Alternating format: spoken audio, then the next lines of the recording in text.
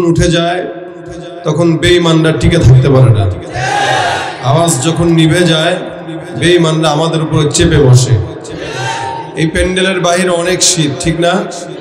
এখানে আপনারা সবাই মিলে আছেন, যদি চুপচাপ বসে থাকেন কিছু শীত এখান থেকে ওখান থেকে ঢুকে আপনার গায়ে জেগে বসবে।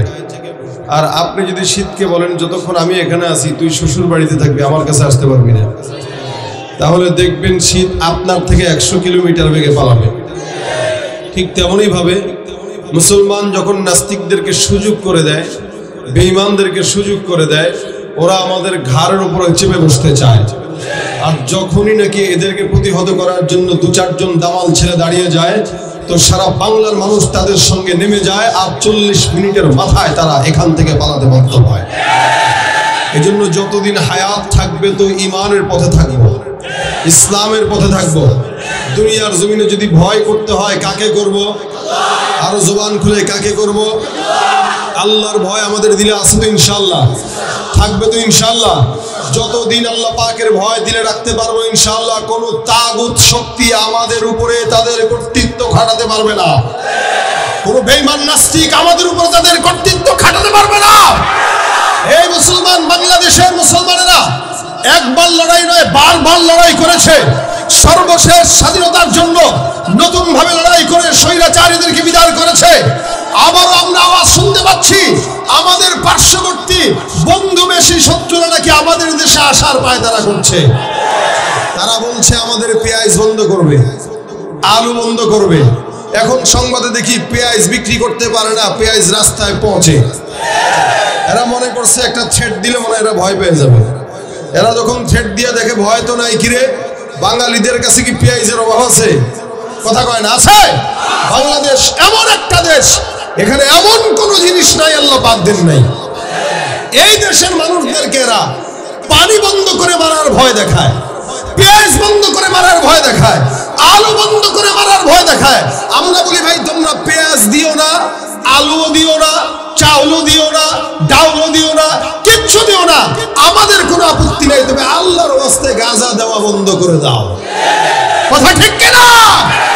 নয়তো আমাদের এই যুব সমাজগুলো শুধুমাত্র আমাদের পার্শ্ববর্তী দেশের সাপ্লাইওয়ালা গাঁজা ইয়াবার কারণেই তারা ধ্বংস হচ্ছে। ওরা যদি ওইটা বন্ধ করে দেয় আমার দেশ সোনার দেশ হয়ে যাবে। পেঁয়াজ বন্ধ করলে আমাদের দেশে পেঁয়াজের রপ্তানির অভাব নেই, তোমাদের লাগলে আমাদের থেকে নিতে পারো। আমরা কারো কাছে মুখাপেক্ষী না, আল্লাহ ছাড়া, ঠিক কিনা ধরে কন? তবে তারা আমাদেরকে যদি খেপিয়ে তুলে, আমরা আলহামদুলিল্লাহ বাংলাদেশ ছোট হতে পারে, সংখ্যায় আমরা অনেক বেশি, কি বলেন ঠিক না? আদমশুমারিতেও আমরা মুসলমান বেশি। এ মুসলমান মনে রাখবেন, মুসলমানের যতদিন পর্যন্ত আওয়াজ থাকবে সারা বিশ্বের বাস্তিক বেঈমান যদি আমাদের বিরুদ্ধে দাঁড়িয়ে যায়, আমাদের বেশি কিছু দরকার নাই, অস্ত্র নাই, ক্ষমতা নাই, পাওয়ার নাই, লেকিন আমাদের কাছে ঈমানের অস্ত্র আছে। যতদিন ঈমানের অস্ত্র থাকবে কোন বেঈমানের সামর্থ্য নাই মুসলমানের উপরে পরাজিত হবে, ঠিক কিনা বলেন?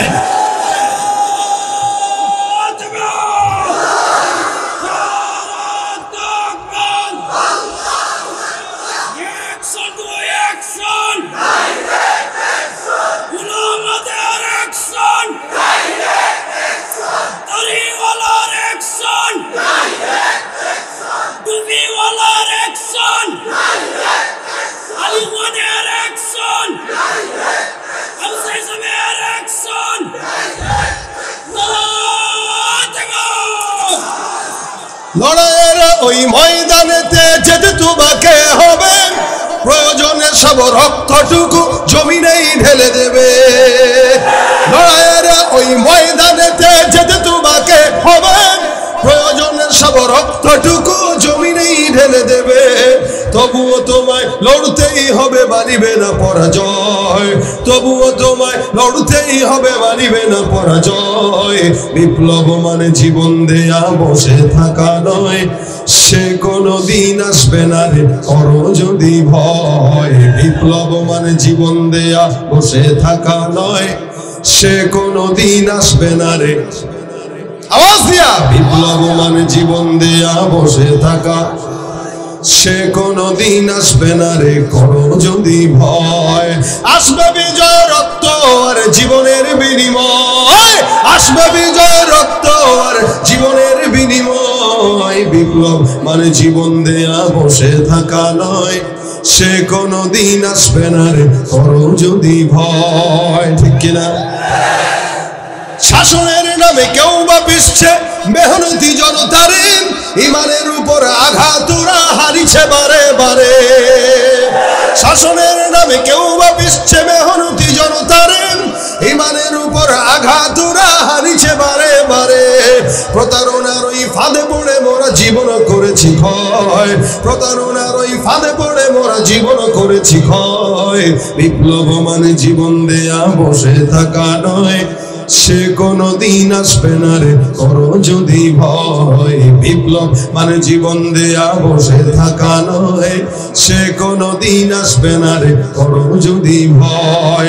ধর্মকে আজ পুঁজি করিয়া গাল ভরা বলি দিয়ে, কত যে সুফি খুশিতে বাতাল হাদিয়া তো হবে।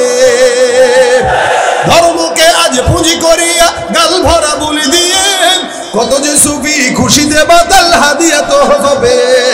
ভণ্ডামির ওই শিকড় তুলে সত্যের আলো জয়, ভণ্ডামির ওই শিকড় তুলে সত্যের আলো জয়। বিপ্লব মানে জীবন দেয়া বসে থাকা নয়, সে কোনদিন আসবে না রে, করো যদি ভয়। ঠিক কিনা? ভয় করবো কাকে? আমাদের দিলে আছে কি? আল্লাহর ভয়, ঈমান। ঠিক কিনা? আল্লাহ পাক যতদিন হায়াত রাখি ঈমানের সাথে রাখুন। জোরে বলেন, আরো জোরে। কোনো কষ্ট হবে? ভয় হয়? আলহামদুলিল্লাহ, এক সময় বাংলাদেশের পরিস্থিতি আর এখনের পরিস্থিতি এক না, যদিও এরপরও ভয় আছে। কারণ আমরা এতগুলো বছর বাংলাদেশের জনগণ সাধারণভাবে ক্ষমতা, স্বাধীনতা, কি বলে, কথা বলার স্বাধীনতা এরা পায় নাই, কাজ করার স্বাধীনতা ঠিক মতো পায় নাই। এইদেরকে বিদায় করার পরে এখন অনেকেই যারা ক্ষমতায় আসে নাই, অলরেডি তাদের নির্যাতন জুলুম শুরু হয়ে গেছে। এক দলকে বিদায় করেছেন তো আরেক দল জেকে বসেছে, আবার এদেরকে ক্ষমতায় আনবেন, তারাও আগের দলের মতোই কার্যক্রম করবে। আবার এদেরকে বিদায় করবেন, আরেক দল আনবেন, তারাও একই কার্যক্রম করবে। সুতরাং আপনি আমি কোরআন ছাড়া অন্য কোন জায়গায় যদি শান্তি তালাশ করে খুঁজে চাই, জিন্দেগিতে শান্তি আশা করা সম্ভব নয়। যেই দল যায়, যেই দল আসে, সবই একই পাখির জানা। কি কথা ঠিক না? আপনারা মনে করছেন এক দলকে বিদায় করে শান্তি পাবেন? না, ইসলাম ছাড়া, কোরআন ছাড়া, শরীয়ত ছাড়া শান্তি কোশ্চিন কালেও আশা করা যায় না। যারা যাবে, যারা আসবে, এরা সবাই একই কোয়ালিটির দুর্নীতিবাজ, সবগুলা স্বৈরাচার। এজন্য বাংলার জমিনে যদি শান্তি পেতে চান, অবশ্যই শরীয়ত ভিত্তিক, খেলাফত ভিত্তিক আইন এদেশে পালন করতে হবে। কোরআন সুন্নাহ মোতাবেক যতদিন পর্যন্ত আইন না পাস হবে, শান্তি কোশ্চিনকালেও আশা করা যাবে। এজন্য আমরা চেষ্টা করব শান্তির পথ, ইসলামের দিকে ফিরে যেতে। নতুন বাংলাদেশ অনেক সম্ভাবনাময় বাংলাদেশ, এদেশে অনেক কিছু সম্ভব। তবে আপনারা যদি চান, আল্লাহ পাকের দয়া যদি থাকে, আল্লাহ পাক আমাদেরকে একটি ইসলামী রাষ্ট্র দান করুন, বলেন আমিন। এটার আশাবাদী আমরা। হয়তো আমরা দেখতে না পারলেও আমাদের সন্তানরা দেখবে, একদিন না একদিন ইসলাম এই ভূখণ্ডে আসবেই ইনশাআল্লাহ। ভাইরা আমার, আমরা ইমানের দৌলত পেয়েছি, কিন্তু আমরা এটা বুঝি না। ইমানের দৌলত আমরা পেয়েছি যার কারণে, ফ্রি পেয়েছি যার কারণে এটার গুরুত্ব আমাদের কাছে নেই। সাহাবা একরামও মুসলমান ছিলেন, আমরাও মুসলমান, তারাও যে ইসলাম ফলো করতেন, আমরা একই ইসলামের প্রেমিক, একই ইসলাম ফলো করি। এই ইসলামটাই আল্লাহ পাকের কাছে মনোনীত ধর্ম, এছাড়া কোনো ধর্ম আল্লাহ পাকের কাছে মনোনীত না। তবে মুশকিল হইল, ইসলামটা আমরা ফ্রি পাওয়ার কারণে আমাদের কাছে এটার গুরুত্ব কম। সাহাবা আজমাইন জীবন দিয়ে, রক্ত দিয়ে ইসলাম পালন করেছে। আমরা জীবন দিয়ে, রক্ত দিয়ে নিজের দলের নেতারে খুশি করি, ইসলামরে খুশি করি না। কারণ ওই যে মাগনা পাইছি, দেখবেন বাবার যদি অনেক সম্পদ থাকে আর সন্তান যদি বেয়ারা হয়, যে বাবার সম্পদের উপরে ভিত্তি করে ঠ্যাঙের উপরে ঠ্যাং তুলে যে সন্তান খায়, ও কষ্টে উপার্জিত বাবার টাকার গুরুত্ব দিতে শিখে না, ও ফ্রি ফ্রি খায় তো বাবার থেকে।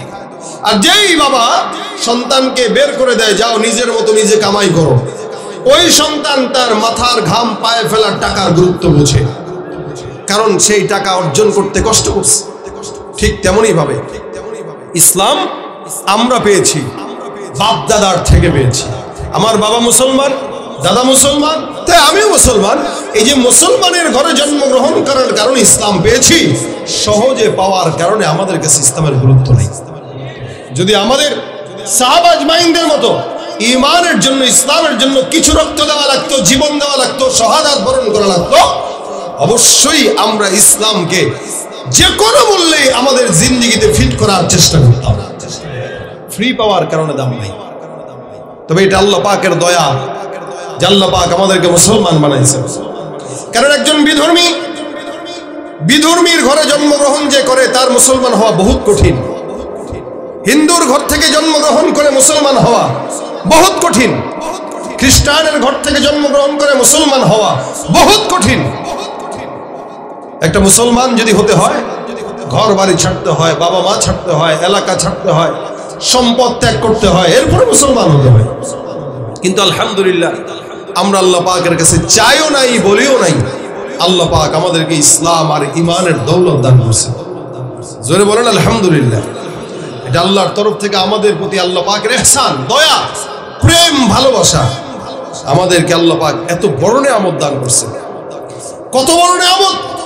নবী করিম সাল্লাল্লাহু আলাইহি ওয়াসাল্লাম বলেন, মান ক্বালা লা ইলাহা ইল্লাল্লাহ, যে নাকি ঈমানের সঙ্গে ইহতিসাবের সঙ্গে কালেমা একবার পাঠ করবে জিন্দেগিতে এবং ওটার উপরে সে মরবে, আল্লাহর নবী বলেন সে ইনশাআল্লাহ বিনা হিসাবে জান্নাতে চলে যাবে।